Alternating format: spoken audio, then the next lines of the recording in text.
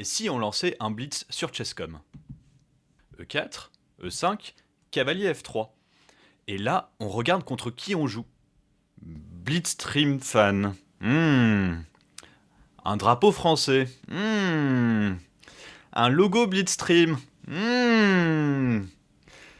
On sent que la sentence va tomber. On joue cavalier C6 et là, paf, D4, l'écossaise, et on sait que notre adversaire est préparé sur 10 coups parce qu'il a vu le répertoire facile de Kevin.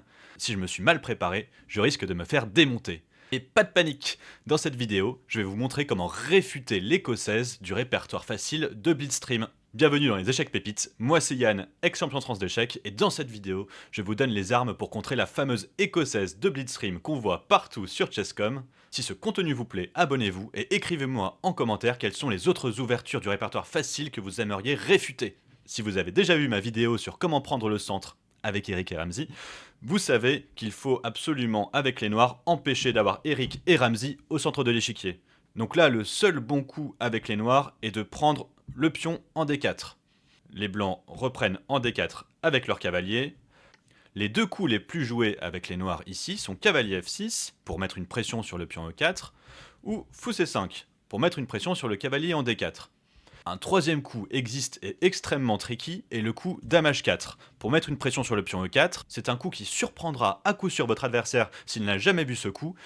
Mais s'il l'a déjà vu, malheureusement, c'est un coup qui est un petit peu douteux, donc on ne va pas le voir dans cette vidéo. On est là pour bien jouer aux échecs. Le coup que je vous recommande ici est le coup dame F6. C'est un coup qui transposera dans la majorité des cas avec le coup fou C5, mais comme c'est un coup qui est un peu moins joué, déjà ça met une pression à votre adversaire s'il ne connaît pas ce coup, tout en faisant un coup qui est aussi bon que fou C5. Les blancs ici ont deux grandes options, soit ils déplacent leur cavalier, soit ils le protègent. S'ils déplacent le cavalier en F3 ou en F5, on va jouer la même suite de coups, fou B4 échec, pour obliger les blancs à jouer le coup C3, qu'ils n'ont absolument pas envie de jouer dans cette position. Pourquoi? Parce que c'est la case plutôt du cavalier ici, qui aimerait aller en C3, puis profiter de la case en D5 et attaquer notre dame. Donc là on force les blancs à jouer le coup C3, et ensuite on revient en C5 avec notre fou, qui est très bien placé ici, il tape sur le pion F2, et on a déjà une très bonne position avec les noirs, on a même un petit avantage. Même chose avec le coup cavalier F3, fou B4 échec, C3 et fou C5 avec une très bonne position. Si les blancs ici décident de jouer cavalier B3, qui est assez thématique notamment dans les siciliennes, on peut jouer le coup dame G6 qui met une double pression sur le pion E4 et le pion G2. Donc les blancs ne peuvent pas défendre leur pion E4 d'une façon convenable. En jouant fou D3, on a dame prend G2 et on gagne la partie. Et si les blancs décident de jouer cavalier C3 pour défendre leur pion en E4, on peut simplement jouer fou B4 et clouer le cavalier en C3, et les blancs vont d'une manière ou d'une autre être obligés de jouer le coup F3 qui est assez affreux dans cette position. Et donc là on peut jouer fou prend C3, B prend C3 et avoir une position tout à fait correcte avec un très bon développement des pièces, toujours une pression sur le pion G2, une structure pas bonne côté blanc. Et finalement, voilà, on a totalement égalisé dans cette position, et la position sera même presque plus facile à jouer pour les noirs. Si les blancs décident d'être ambitieux et un petit peu malins en jouant le coup cavalier B5 pour profiter du fait que la dame soit déjà sortie en F6, on peut répondre par le magnifique coup fou C5 pour menacer mat en F2. Et si les blancs sont greedy et jouent cavalier prend C7, roi D8 pour attaquer le cavalier et en même temps menacer mat en F2. Donc là ce serait un désastre pour les blancs qui perdraient en 10 coups. Les blancs doivent d'une manière ou d'une autre parer cet échec et mat en F2, et on n'a pas du tout envie de jouer le coup F3, ce serait dégueulasse car la diagonale serait trop faible, le roi ne pourrait plus roquer, et on a un vrai gruyère sur case noire. Donc les blancs doivent trouver un coup qui n'est pas évident à jouer, ils doivent jouer le coup dame E2 pour protéger le pion en F2, mais cela bloque le fou en F1, donc c'est pas un coup forcément qu'on a envie de jouer. Mais les blancs menacent toujours cette fourchette en C7, donc là il faut parer la menace, et on profite d'avoir gagné ce temps avec fou C5 pour jouer fou B6 et revenir juste à temps pour défendre de façon convenable le pion en C7. Les blancs peuvent continuer par le coup cavalier C3, un coup de développement normal et qui profite de la case forte pour eux en D5, Et là, il faut faire attention avec les noirs. Si les blancs jouent fou E3 pour menacer d'échanger le fou en B6, on ne peut pas se permettre d'échanger le fou en E3, car le pion ici en C7 serait quasiment indéfendable. On n'a pas du tout envie de jouer un coup comme roi D8. Là, ce serait affreux pour les noirs. Donc attention, un coup à retenir dans cette vidéo, c'est que si jamais vous avez ce genre de position, vous pouvez faire le bon coup fou A5 pour maintenir la défense de ce pion en C7, tout en mettant une pression sur le cavalier en C3. Les blancs peuvent continuer par grand roc, A6 pour attaquer le cavalier en B5 et enfin se débarrasser de la pression sur le pion C7, cavalier D4, fou prend C3 pour affaiblir le grand roc, B prend C3 et D6. Et là, si on fait une petite pause, on se rend compte que les noirs pourront mettre le roi à l'abri soit en faisant petit roc, soit en faisant grand roc, en développant leur fou potentiellement en D7, en glissant leur dame en E5 puis en A5 pour profiter de la faiblesse ici du roc des blancs. Là, la position des noirs est très saine et vous n'aurez aucun mal à jouer cette partie en milieu de jeu. Les blancs ont un dernier choix s'ils souhaitent absolument bouger leur cavalier en D4. Ils peuvent jouer cavalier prend C6. Dans ce cas-là, on joue fou C5 pour toujours menacer mat en F2. Et si les blancs jouent dame F3, on peut simplement reprendre le cavalier en jouant B prend C6 et on a une partie voilà, très très égale où finalement les blancs n'ont eu aucun avantage de leur ouverture. Maintenant qu'on a vu toutes les variantes annexes de l'écossaise, on va voir ce que Blitzstream recommande dans son répertoire facile, ce qui est accessoirement la ligne critique de l'écossaise, donc il a bien raison de le faire. Donc les blancs vont chercher à défendre leur cavalier en D4 en jouant d'abord fou E3 ou même C3. Dans tous les cas, on va voir que ça revient au même. Donc imaginons, il joue fou E3. Dans tous les cas, nous, on doit répliquer par fou C5 pour mettre une troisième pression sur le cheval des blancs. Là, les blancs sont obligés de défendre leur cavalier en jouant le coup C3. Ce n'est pas un coup qu'ils ont envie de jouer parce que C3 est une case beaucoup plus naturelle pour le cavalier, notamment pour aller plus tard sur la case D5. A noter que ce n'est pas interdit que les blancs se trompent. S'ils jouent un coup comme cavalier prend C6, ce serait une faute à cause du coup intermédiaire fou prend E3 et on menace mat ici sur la case F2. Donc les blancs sont obligés de jouer F prend E3 et nous on pourrait reprendre le cavalier simplement en C6 et on a une position écrasante avec les noirs. On menace de prendre le pion en B2 ou de jouer dame H4 échec et de récupérer le pion en E4 en fin de variante. Donc évidemment, cavalier prend C6, ce n'est pas à jouer pour les blancs, ils sont obligés de jouer le coup C3. Maintenant qu'on a réussi à forcer le coup C3, il est temps de mettre le roi à l'abri, on va jouer le coup cavalier G en E7. Ici, on a une menace claire avec les noirs, c'est de jouer le coup D5. Pourquoi ce coup D5 est fort ? Parce que le cavalier ici est toujours en B1 et il ne peut pas aller en C3, et donc il ne peut ni contrôler la case E4 et ni la case D5. C'est pour ça que ce coup D5 est rendu possible dans cette position.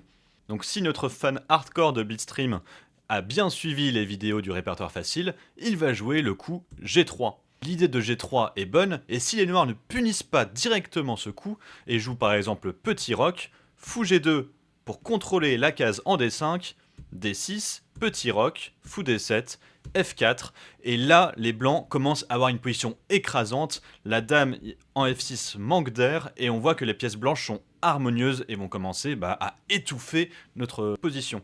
Donc ça c'est l'idée de G3. Et c'est là qu'il faut absolument réagir. Donc les noirs pourraient profiter de cette opportunité pour jouer le coup D5, qui égaliserait sans aucun doute la position, et sur fou G2, D prend E4, les blancs n'ont pas trop envie de jouer fou prend E4 directement, parce qu'en jouant fou prend E4, il y aurait des fou H3 qui empêcheraient les blancs de roquer, et on n'a pas envie de garder le roi au centre dans cette position. Donc les blancs pourraient jouer plutôt petit roc pour préparer la prise du pion en E4. Et donc là, la position serait très agréable à jouer pour les noirs, mais il y a encore une meilleure variante que celle-ci. Sur G3, je vous propose le coup plus agressif, H5. C'est très thématique d'attaquer un fianchetto avec le pion H, mais dans cette position en particulier, ça marche extrêmement bien. Les blancs ici ont trois options, soit ils jouent le coup automatique pour empêcher la montée du pion H5 et jouent le coup H4, soit ils jouent le coup H3 pour que si les noirs jouent H4, ils puissent jouer le coup G4, et enfin, si jamais ils ne craignent pas cette montée du pion H, ils peuvent simplement jouer fou G2. On va voir qu'il n'y a aucune de ces options qui est vraiment satisfaisante pour les blancs. Donc moi, si j'avais cette position avec les blancs, je jouerais le coup automatique H4. Je pense que c'est ce que vous rencontrerez le plus dans vos parties. Maintenant, on revient à notre idée initiale en jouant le magnifique coup D5. Les blancs jouent le coup fou G2, comme on a vu dans la variante précédente, et le fait d'avoir introduit l'avancée du pion H5 fait qu'on a un super avant-poste pour le fou en G4. La dame blanche est attaquée et elle n'a pas de bonne case. Mon premier réflexe avec les blancs aurait été de déplacer ma dame en D2 pour garder le soutien du cavalier en D4. Sinon, tout simplement, on perd un pion. Mais vous voyez que cette variante ne va absolument pas pour les blancs. L'ordinateur annonce déjà -2 sur la barre d'évaluation. On peut simplement prendre le pion en E4 et sur un coup naturel comme fou prend E4, jouer grand roc. Et là, il y aurait une quadruple pression sur le cavalier en D4 et les blancs seraient tout simplement foutus. Parce qu'ils perdraient non seulement un pion, mais en plus, le roi serait extrêmement faible. Le deuxième coup que j'aurais regardé avec les blancs est le coup dame B3, pour essayer de trouver du contre-jeu en B7. Mais les noirs pourraient gagner un pion en jouant cavalier prend D4, et après des échanges massifs au centre, les blancs ne peuvent pas jouer dame prend B7 en fin de variante, car il y aurait simplement mat en D1. Donc dans cette position, les noirs ne seraient pas absolument gagnants, mais ils auraient un avantage et ce seront les blancs qui devront lutter pour faire match nul. Vu que la dame a du mal à trouver une bonne case, les blancs pourraient être tentés de jouer le coup F3. Mais je n'ai vraiment pas envie d'analyser cette position, car vraiment elle me fait mal aux yeux. Les noirs peuvent juste battre en retraite et jouer le coup fou D7, et vous voyez que la structure des blancs ici est catastrophique. Le fou G2, il est emmuré par ses propres pions, donc il n'y a plus de pression sur la case D5. Et là ça se voit que la position elle n'est plus saine du tout pour les blancs, et les noirs auraient un avantage déjà qui est presque décisif dans cette partie. Donc le seul coup qui tient à peu près pour les blancs est le coup dame A4 qui n'est pas le plus naturel. Les noirs peuvent simplement battre en retraite et jouer fou D7 pour menacer de prendre le cavalier en D4 et d'attaquer la dame, donc de gagner une pièce. Et les blancs n'auraient rien d'autre mieux à faire que de jouer dame D1. Donc les noirs pourraient déjà serrer la main de l'adversaire en disant match nul, ce qui est déjà un accomplissement quand on a les noirs aux échecs. Et là la position est tout simplement plus agréable à jouer pour les noirs. On retourne à notre position où les blancs ont joué G3 et nous on a joué le magnifique coup H5 pour attaquer le roi adverse et pouvoir aussi mettre une bonne case pour le fou en G4. Les blancs voyant cela peuvent se dire allez on va jouer le coup H3, comme ça sur H4, nous on peut pousser le pion en G4. En jouant le coup G4, les blancs contrôlent les cases blanches et donc notre fou C8 va être un petit peu emmuré. Par contre, ce n'est pas sans concession. La case F4 aussi est très très belle pour un potentiel cavalier. Évidemment, les noirs ont plusieurs options. Ils pourraient jouer le coup D5, qui est une bonne idée, mais j'aime beaucoup cette idée de cavalier G6. Et si les blancs jouent fou G2, sauter sur la case en F4 pour aller échanger notre cavalier contre le fou de case blanche, récupérer la paire de fous et avoir simplement une position, encore une fois, très très saine. Si les blancs veulent nous empêcher de sauter en F4, ils peuvent jouer le coup dame D2 qui contrôlerait la case en F4, mais nous, on pourrait plutôt sauter en F3 en allant en E5, en éliminant le cavalier qui protégeait la case F3 et en sautant ici. Et à ce moment-là, on aurait un pion d'avance, la tour et les pions ici sont attaqués, et une position écrasante. On voit que pour contrer H5, si les blancs jouent H3 puis G4, ils n'ont pas le temps de se mettre en place pour protéger ces cases F3 et F4. Il faut faire attention, si les noirs ne profitent pas directement de ces cases et jouent par exemple petit roc, les blancs pourraient s'organiser, et ici, ils auraient une position écrasante. Donc ça se joue bien au tempo près. Il faut absolument que les noirs sur G4 profitent de ces cases F4 et F3 pour pouvoir perforer la défense blanche. Donc si je reviens à la position de départ, on a vu que sur le coup H5, H4 n'est pas une très bonne idée et H3 n'est pas une très bonne idée non plus, qui sont des coups quand même très naturels qu'on a envie de jouer avec les blancs. Donc si les blancs jouent par exemple le coup fou G2 ou n'importe quel coup, nous on peut jouer le coup H4, évidemment on va mettre notre poison dans la position des blancs. Et là, notre adversaire va avoir quand même une position très très désagréable à jouer. Regardez le roi blanc, il peut difficilement se mettre à l'abri. S'il fait petit roc, c'est quand même compliqué et contre-intuitif parce que là, la colonne H, elle va s'ouvrir et on va pouvoir pilonner le roi adverse. Donc là, ce serait vraiment royal, on pourrait nous-mêmes nous faire grand roc et jouer des fous H3 plus tard. Et le grand roc, avec un pion en C3, c'est quand même très très moche. Et si on regarde de plus près, quelles pièces les blancs peuvent bouger ici ? Regardez ce cavalier en B1. il ne peut pas aller en C3, et dès qu'il va en D2, le cavalier en D4 serait en prise. S'il va en A3, fou prend A3, et il aurait une structure dégueulasse. Donc en fait, son aile dame est très très compliqué à développer. Les blancs ont très très peu de coups, et ça va être un enfer à jouer pour lui. Son écossaise, elle a été détruite. Donc par défaut, ce que propose l'ordinateur pour les blancs aussi, est de jouer le coup petit roc. C'est un coup hyper contre-intuitif que jamais je n'aurais fait avec les blancs.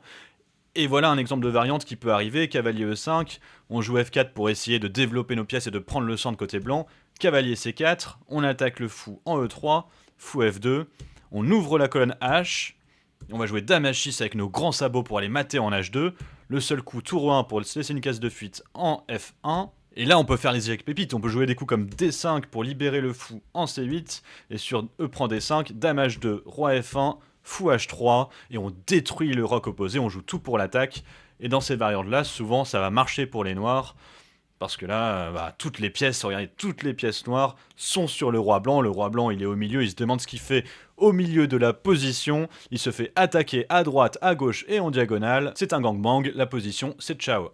Tu peux photographier cette position, tu la rencontreras si tu joues un fan hardcore de Blitzstream qui a regardé le répertoire facile de l'écossaise, et dès qu'il joue le coup G3, là tu balances l'épine H5. Et là, tu peux le regarder dans les yeux et lui dire « Pourquoi tu joues ?» Retenez également au quatrième coup Dame F6, qui n'est pas fondamentalement meilleur que le coup Fou C5, il va juste vous permettre de transposer et de mettre une petite pression mentale sur l'adversaire. Mais si ça te fait apprendre trop de variantes d'un coup, au lieu de jouer Dame F6, tu peux simplement jouer Fou C5 et ton adversaire aura plus envie de jouer Fou E3. Pourquoi ? Parce qu'il aura envie de te planter le piège sur Cavalier F6, de te prendre la pièce en C6 et après le fou en C5. Mais sur fou E3, si t'as bien fait tes devoirs, tu joues évidemment le coup Dame F6 pour le forcer à jouer C3, Cavalier E7 et sur G3, le coup pépite H5. Tu as désormais toutes les cartes en main pour contrer l'écossaise facile de Blitzstream. Abonne-toi et dis-moi en commentaire quelles sont les autres ouvertures qui t'embêtent dans ce répertoire pour qu'on puisse la réfuter ensemble. Ciao!